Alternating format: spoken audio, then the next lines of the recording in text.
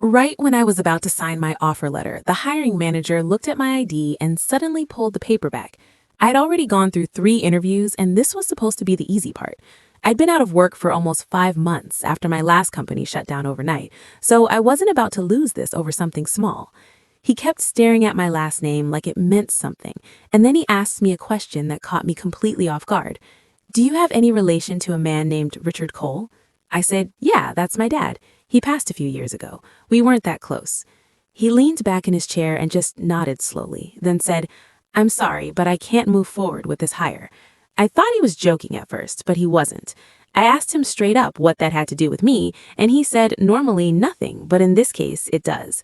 I told him I wasn't leaving without an explanation because I had rent due and no backup plan.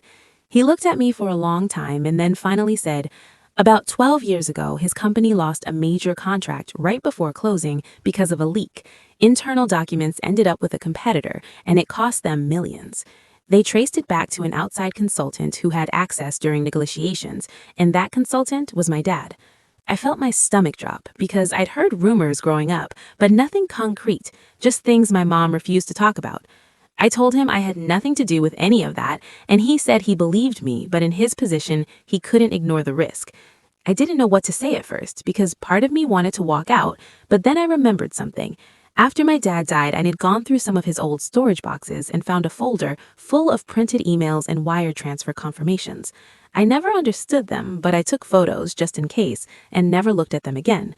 I pulled out my phone right there and found the folder and handed it to him and said, I don't know if this matters, but this is everything I found after he passed.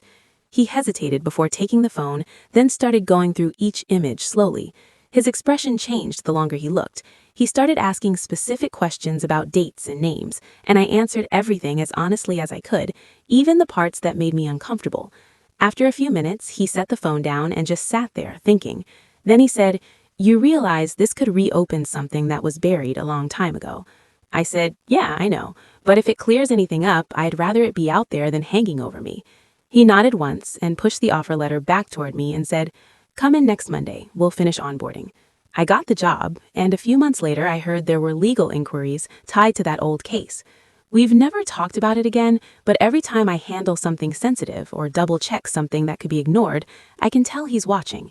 Not because he doubts me, but because he's waiting to see if I make the right call.